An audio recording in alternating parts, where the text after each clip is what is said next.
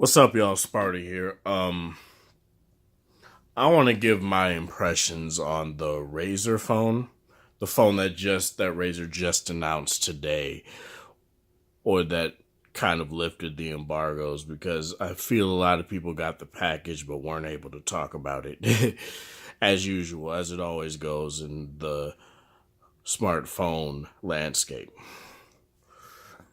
Now, if you guys know, earlier this year, Razer acquired Nextbit, the company that made the Nextbit Robin. So let me bring up a Next Boy. Why does that sound like images?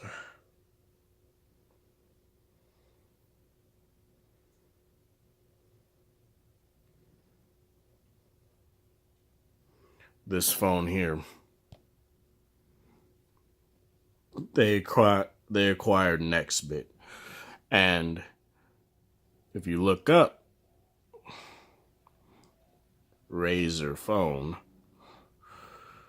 it essentially looks like a bigger, more premium version of that. And it doesn't look bad at all, actually. It looks very nice, in my opinion. If I can find an actual image of the fucking phone. But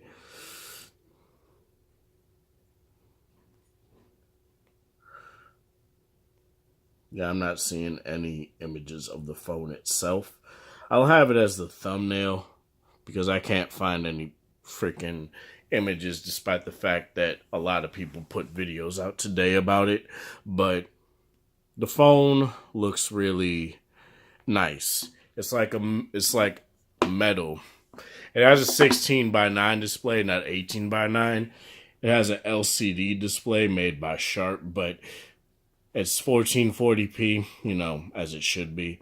But the difference about this display compared to any other display for a phone anywhere on the market is the fact that it supports 120 hertz refresh rate. So you can go into the settings and you can have the user interface output as far as touches and smoothness go to 120 hertz. And that is something that's really nice. And don't see this as a gaming phone. It's a phone for gamers, which is what they decided to say, which is something that's like you want an unbridled smooth experience for something that you would want to game on, but you would also want to use as a workhorse phone. It has a 4,000 milliamp hour battery.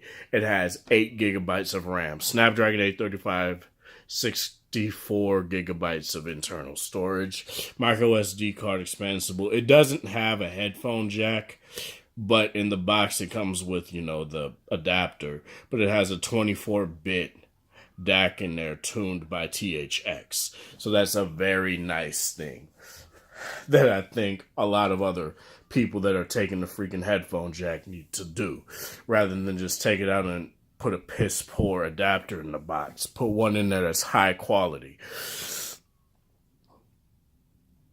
It has dual front facing speakers, and both of them have a dedicated amp in there. It's Dolby Atmos as far as sound quality goes, so you're able to tune it to whatever you want, basically, to make it optimal for gaming, optimal for movies and stuff like that. You could do it for that. Kind of how you could do it HTC Boom Sound. You could do it the same for that. And from what I've heard and watched in reviews, they say that it's astounding, and I want to test it. I really do. Now, what makes this different from something like the Shield is, while the Shield, this thing, while the Shield failed, NVIDIA failed the Shield in a lot of ways by incorporating something that they kind of half-assed in the end. Sure, the Shield TV is like their main thing now, but after the Shield tablet K1, they kind of said, fuck the Shield. It never was popular. I know the Shield tablet amongst fans are popular. I don't know if it is amongst people. There's a lot of things you could do on this, but you can't fine tune settings like refresh rate, or if you want games to utilize, you know, if you want games to utilize, all the gigahertz of the processor and stuff like that for optimal performance and stuff like that. You can't do that on here. This is meant for streaming. This was meant to push, NVIDIA's streaming service. And you could even live stream on this thing, which I still feel is unreal. I really like that, and I need to utilize that more. But what I feel that NVIDIA pretty much left Shield out to die. Next bit. Razer won't do the same thing when it comes to, their Razer phone. It will come with Android 7.1.1 out of the box, but they did say that it will have Android Oreo in Q1 of 2018. Pre-orders start today. And the price, I think the price is right. It's $700. There's no water resistance, which is a boon, which is another thing I think why the price is so low, as well as not having a headphone jack. And they gave the whole excuse of if they put a headphone jack in, they wouldn't be able to put in the 4,000 milliamp hour battery, which I kind of feel is a piss poor excuse, but maybe that's the case. I actually am contemplating getting this phone because it just looks like my cup of tea.